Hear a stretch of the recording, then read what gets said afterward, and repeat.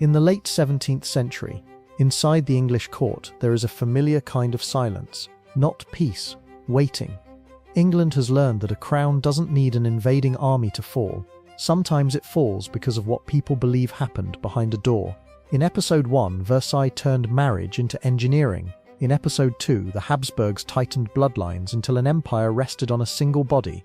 This episode is nastier because the mechanism isn't a treaty, and it isn't a bloodline collapsing in slow motion. It's desire, weaponised. It's what happens when a dynasty tries to govern while its private life keeps producing public leverage. Illegitimate children, mistresses as corridors to power, secrets that become currency, rumours that travel faster than proclamations. And in the Stuart world, a bastard isn't just a scandal. He's a live wire. He cannot inherit the crown, but he can inherit attention, protection, titles, and at the worst moment, belief. Belief that he might be the answer to a kingdom's fear. So tonight we follow 3 detonators. First, the Restoration Court, where Charles II floods the kingdom with other heirs while the lawful line stays empty. Second, the bastard who became a banner, Monmouth, because England wanted a Protestant escape hatch badly enough to flirt with a forbidden story. And third, the birth rumour of 1688, so sharp, so useful, that it turned a royal bedchamber into a crime scene and made regime change sound like self-defense, because that's the endgame of dynastic rule. A system so obsessed with blood that it can be hijacked by the one thing it can never fully control, the human body. So here is the real question. When power is inherited through blood, what happens when blood becomes leverage?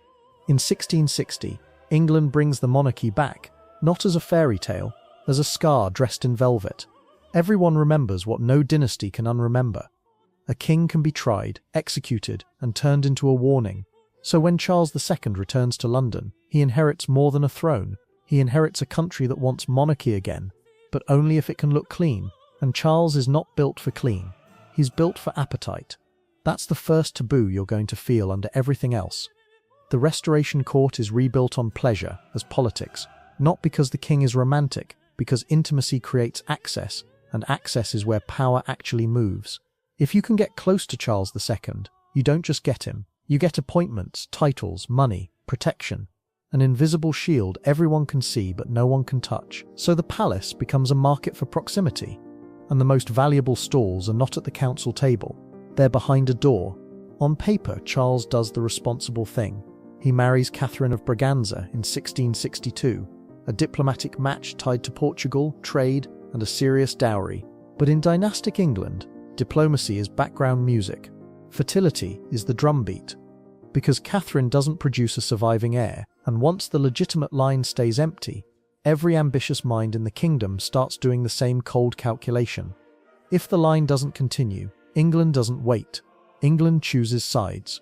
Here's the twist that turns everything radioactive. Charles II does produce children, plenty of them, just not legitimate ones. He produces bastards, openly, repeatedly, and instead of hiding them as shame, he recognizes them, elevates them, and gives them titles that sound like destiny. To some, it looks like vitality. To others, it looks like provocation. Because in a kingdom that just executed a king, legitimacy is not a moral issue. It's a structural one. An illegitimate child can't inherit the crown, but he can still become an alternative the public can imagine. A symbol that can be carried, praised, and in a crisis, used. And no one embodies that danger more than one name England can't stop staring at. James Scott, Duke of Monmouth, young, charismatic, Protestant, loved by crowds in a way that makes courts nervous, because crowds don't love legal nuance. They love a face that feels like a solution. And the problem is the lawful successor waiting in the wings, Charles's brother, James, Duke of York, a Catholic. After decades of fear, propaganda, and memory, Catholic doesn't feel like a private belief. To many Protestants, it feels like a pipeline. Foreign influence, absolutism, and a future where the crown stops bargaining with Parliament. So the country starts doing something fatal to any dynasty. It starts choosing what it wants to believe, and that's how the forbidden whisper becomes plausible enough to survive. What if Monmouth isn't illegitimate? Not because the public is naive, because the public is desperate. If someone can sell the story of a secret marriage, a hidden legitimacy, a technicality covered in silence, then the succession can be saved without admitting the nation is breaking the rules. That's when private life stops being private, because now every intimate detail becomes political material. Who met whom, who slept where, who wrote what, which servant saw which door open before dawn.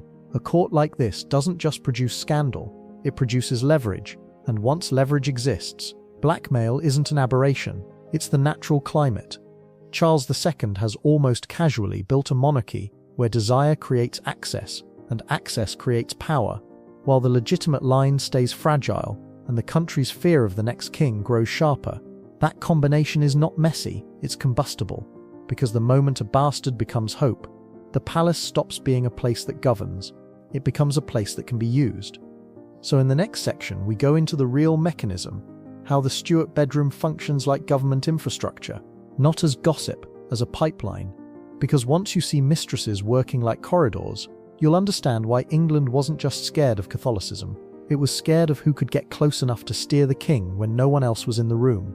If you want to understand the Stuart court, forget the word affair. Affairs are private. This wasn't. This was an economy.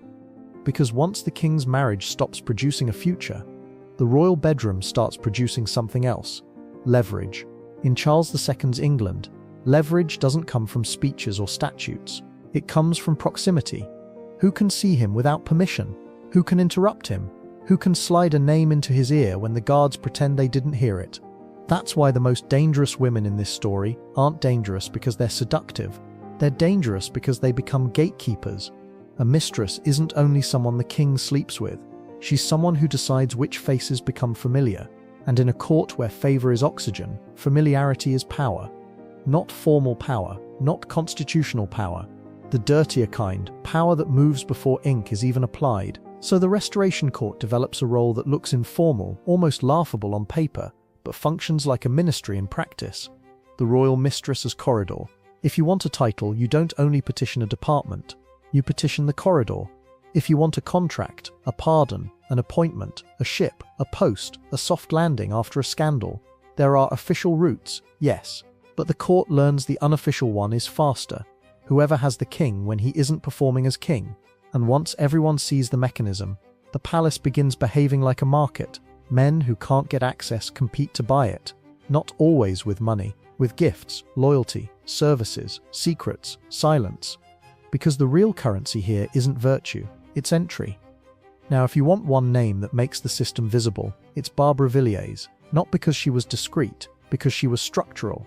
Barbara becomes one of Charles II's dominant favourites early in the Restoration. And what matters isn't the romance, it's what everyone does around her. People don't only gossip about her, they negotiate with her. They orbit her, they fear her mood, the way they fear a minister's signature, because she can reward allies and punish enemies simply by shaping what Charles hears when he's relaxed enough to be careless. That's the quiet terror of a court like this. A king can say no to a minister in public and say yes later, because the right person asked in private. And once the court sees that intimacy can reroute power, it stops treating mistresses like entertainment. It treats them like infrastructure. But the story gets darker, because you might assume this is only domestic corruption, English nobles trading favours inside an English palace. It isn't. Foreign powers understand the mechanism too, and foreign powers don't need to overthrow the Stuart monarchy. They only need to lean on it, because the easiest place to lean is the place where the king is least guarded, his appetite. That's where the taboo sharpens. The question stops being who is the mistress, and becomes who is behind her, who funds her world, who flatters her circle, who pays for the gifts, who writes the letters, who turns her corridor into a pipeline for someone else's agenda. And Charles II's reign is full of this suspicion. Not because people were insane, because Europe wasn't quiet. France was rich, aggressive and attentive, and English courtiers could smell influence the way they smelled smoke. So every time the king's favourite shifts, the court asks a question that sounds paranoid until you realise it's rational in this environment.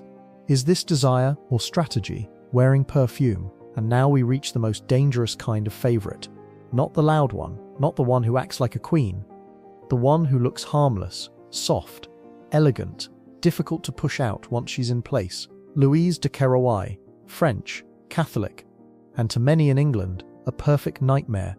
A woman close enough to the king that she could become foreign policy in a dress. The fear around Louise isn't primarily sexual, it's geopolitical. Because if the bedroom is a corridor, then a French favourite in that corridor doesn't feel like romance. It feels like France building an interior door into English government. And once that fear takes hold, the palace becomes a surveillance state made of whispers. Who saw her last night? Who met her servant? Which letter was burned? Which necklace appeared? Which English lord suddenly got what he wanted? Which policy softened? Which alliance cooled? Because in a legitimacy system, people don't only watch who rules, they watch who touches the ruler. Now here's the sickest twist. This machine runs best when the public can't stop staring. Scandal doesn't weaken Charles II immediately. It distracts the country while decisions happen behind curtains, and it teaches the court a lesson it can't unlearn. Sleeping close to power is faster than serving it. So the palace fills with ambitious bodies, flirtation becomes lobbying, pregnancy becomes a political event, a rumour becomes a weapon, and a bastard becomes an asset. Because if the corridor can get you what you want today, imagine what a child can get you tomorrow. That's why illegitimate children matter here, not as gossip, as proof. Proof you were inside, proof the king favoured you, proof you were protected, and proof can be exchanged quietly for money, titles, security, status that survives even when the king's interest dies, which is how the court produces a strange new class of person. Not royal, not lawful, not heir, but living with the aura of dynasty because they're connected to the crown through flesh. And this is where blackmail becomes inevitable. Because once sex produces assets, it also produces records, letters, witnesses, midwives, servants, confessors, doctors, people who saw, people who heard, people who carried messages between rooms. A court like this isn't one secret away from collapse. It's 100 secrets away from being owned by whoever can prove them at the right moment. And the closer England drifts toward a succession panic, the more valuable those secrets become. Because when the legitimate line looks weak, the nation starts listening harder to anyone who claims, "I know what really happened in that bedroom."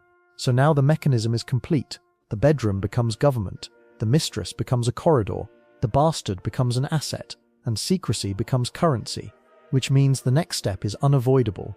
The country starts asking whether any of this can be turned into a claim, not a title, a crown.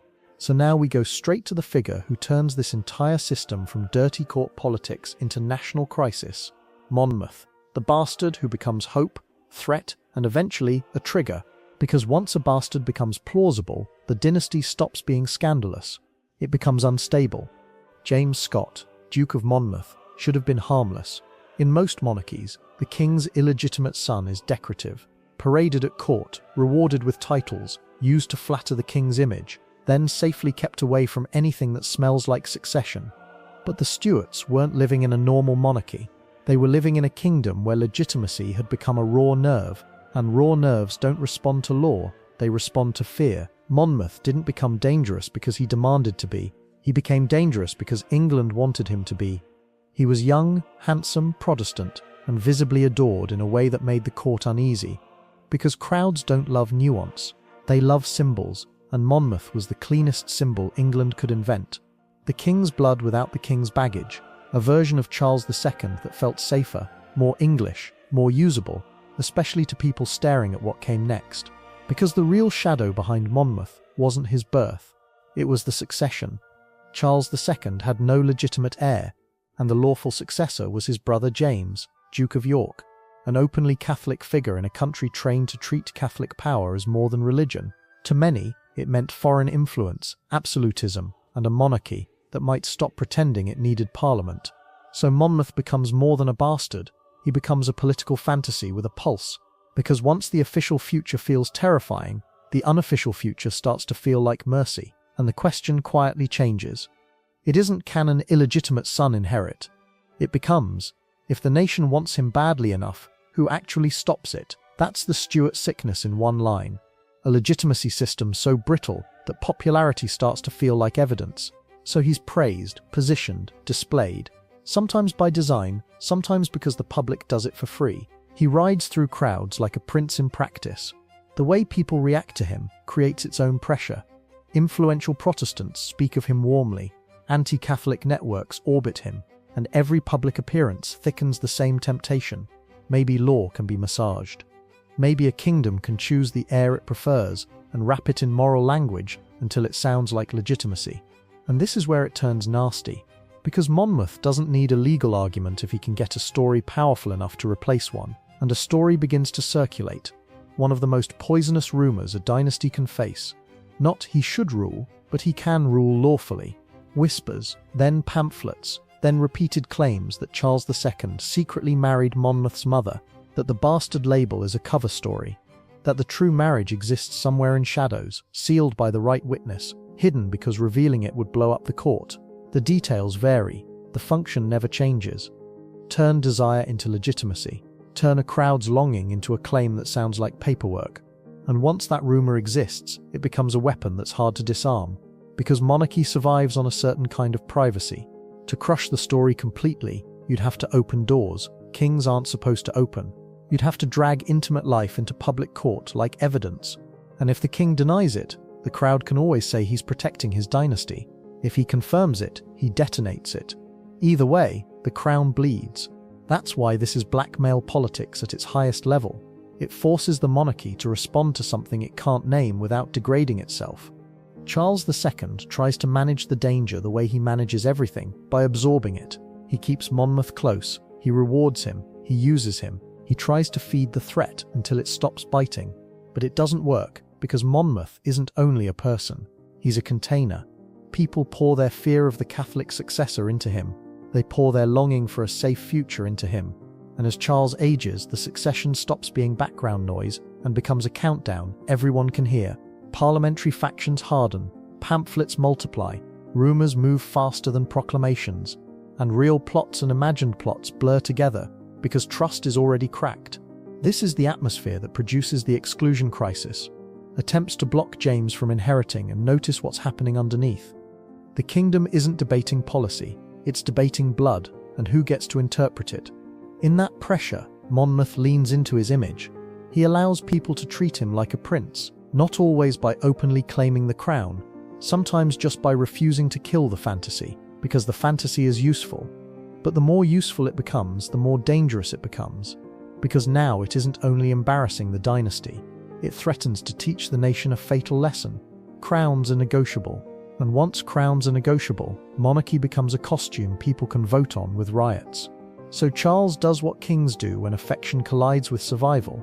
He chooses the crown over the child. He distances Monmouth. He condemns the narrative. He tries to close the door the court opened when it turned the bedroom into government. But the door doesn't close cleanly. Too many people have already used it. Too many careers depend on it. Too much hope has been poured into it. Then Charles II dies, and the fantasy doesn't die with him. It escapes. Because the feared successor becomes real. James becomes king, and suddenly everything Monmouth represented, Protestant longing, anti-Catholic paranoia, the dream of a better king chosen by the nation, becomes combustible. That's when the bastard stops being a symbol and becomes a trigger. Monmouth returns and attempts what would have sounded insane a decade earlier. An uprising built on the idea that popularity can outrank legality. It fails. It fails brutally. And Monmouth's end delivers the bluntest lesson the Stuarts ever taught. You can flirt with illegitimacy as spectacle for years, reward bastards, parade them, let people whisper, but the moment a bastard becomes a claim, the state responds like it's defending its spine, because it is. And here's what matters for where we're going next. Monmouth isn't the final taboo. He's the warning shot. He proves that illegitimacy doesn't have to enter the line to destabilize the line. It only has to become believable enough that people start asking the forbidden question out loud. What if the lawful heir is the wrong heir? Now we move to the next mechanism. Dirtier, colder, and more explosive, because it doesn't involve a grown man raising a banner. It involves a baby, a birth, a single moment in a royal bedchamber that England treats like a crime scene. Because once a nation learns to argue blood like this, one rumour becomes powerful enough to flip the country. The idea that the next heir was never real in the first place. By the time James II takes the throne in 1685, England has already been trained to distrust the royal bedroom, not because the public suddenly became clever or cynical, but because the Stuarts spent decades teaching the country a brutal lesson. Private life is not private when inheritance is the state. The Restoration Court had turned intimacy into access, access into reward, and reward into resentment. So James doesn't inherit a calm kingdom.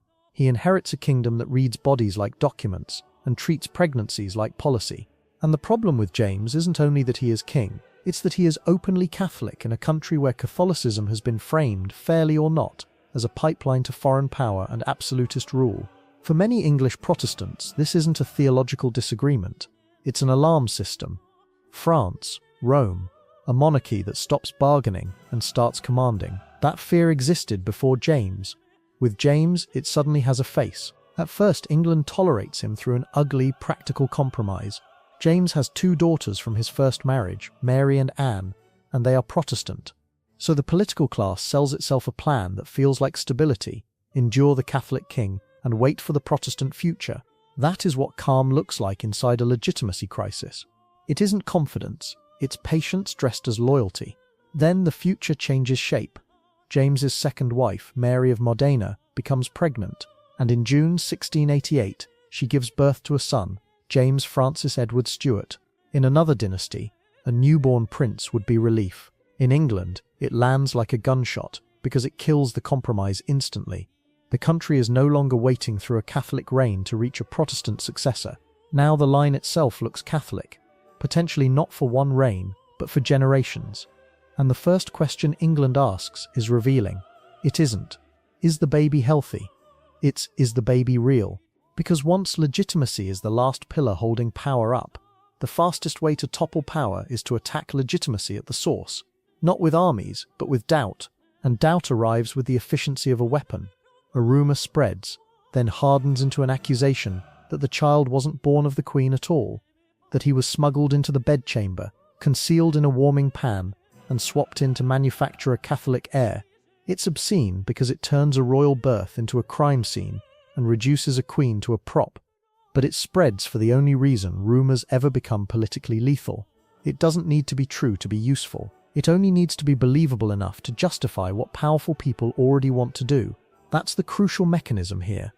The warming pan story isn't just gossip, it is permission. Permission for elites to say, we are not rebelling, we are rescuing England from fraud. Permission to make regime change sound like moral hygiene, because if the heir is fake, then removing the king becomes defense, not treason. That's how you destroy a monarchy, while insisting you're saving it. James tries to answer like a man trapped inside a nightmare he can't control. He calls witnesses. He points to the birth. He insists the child is his. But the crisis has already shifted into its most dangerous form, because England is no longer evaluating evidence the way a court does. It's evaluating evidence the way a frightened crowd does, through suspicion, not standards. And suspicion is bottomless. Every witness becomes part of the plot. Every denial becomes proof of desperation. Every detail becomes fuel.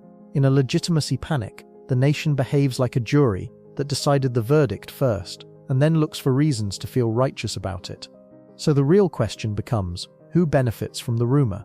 The answer is immediate.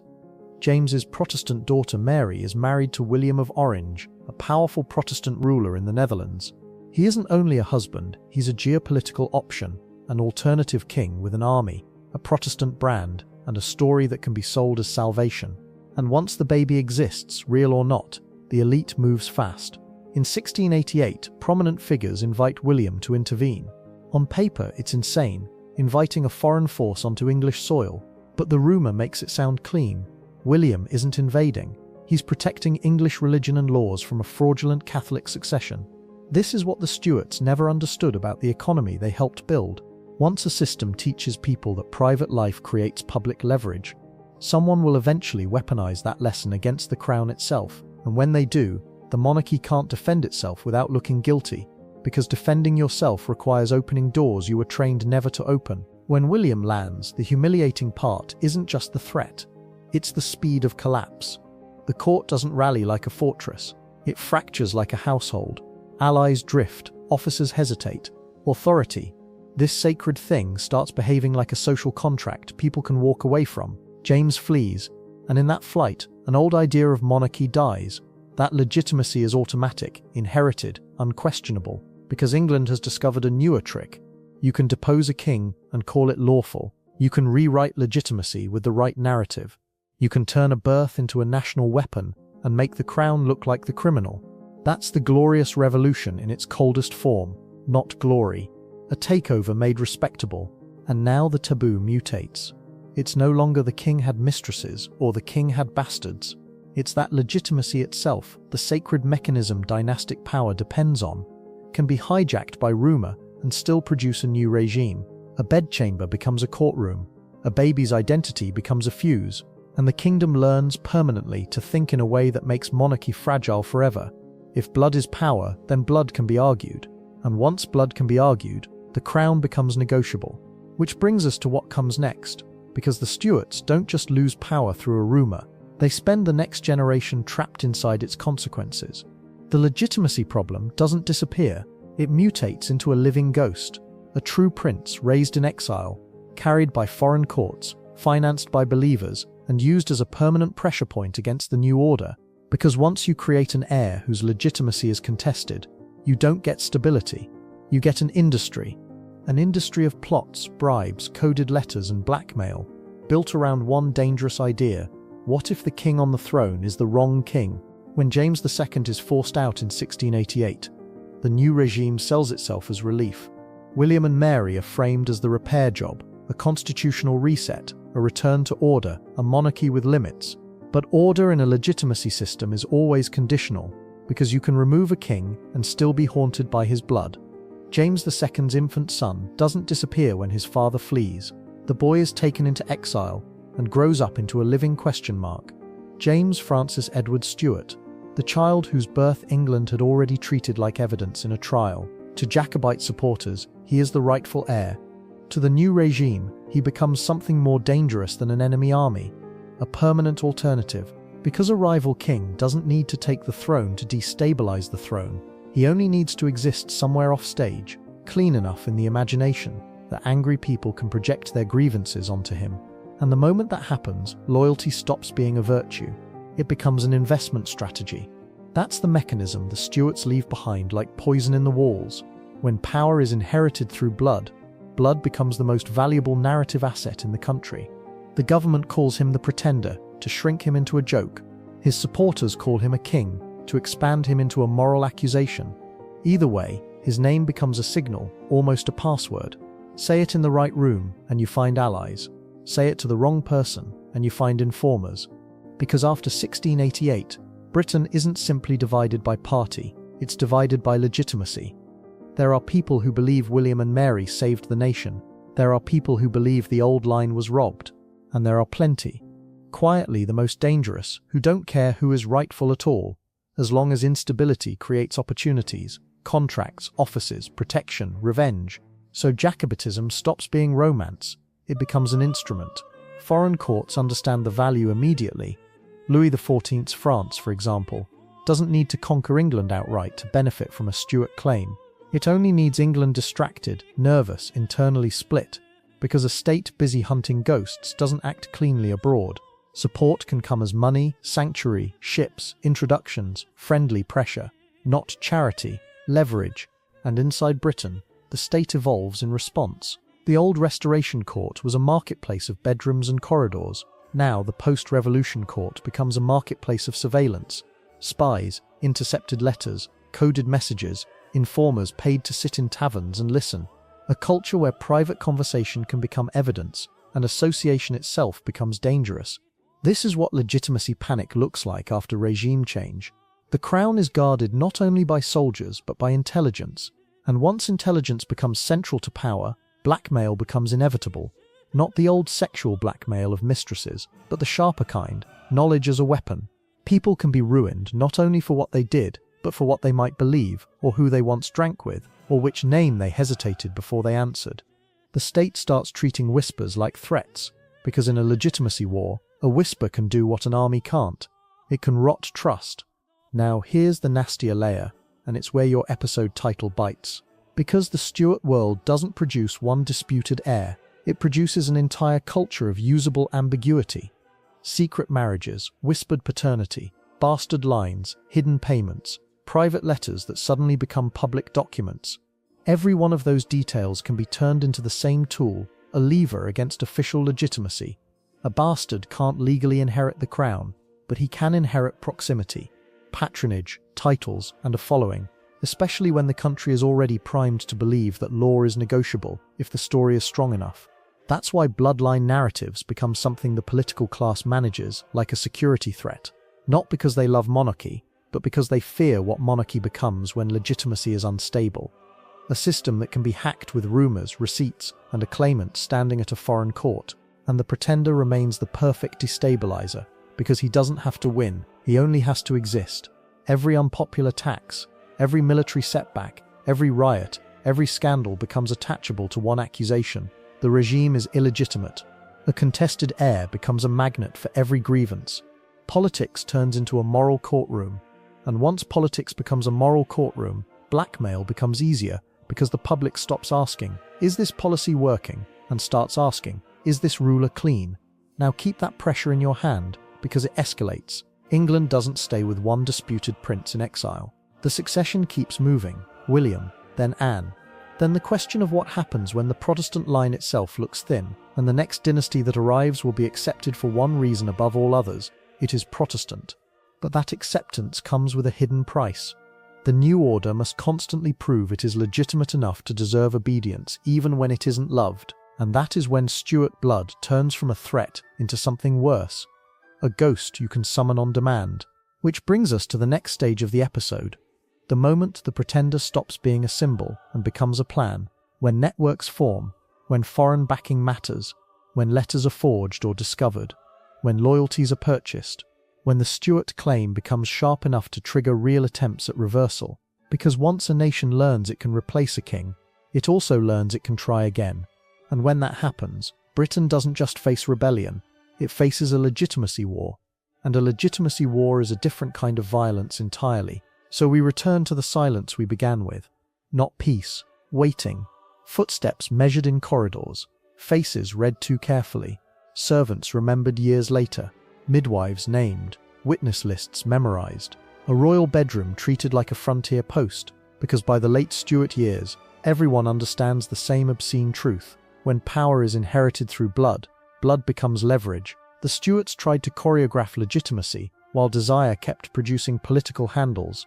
Illegitimate children turned into symbols, mistresses turned into corridors, secrets turned into currency, rumours sharpened into weapons. And the more the dynasty tried to control the story, the more the story controlled the dynasty. Because a monarchy can choreograph ceremonies, it can choreograph language, it can choreograph what people are allowed to say, but it cannot choreograph bodies forever.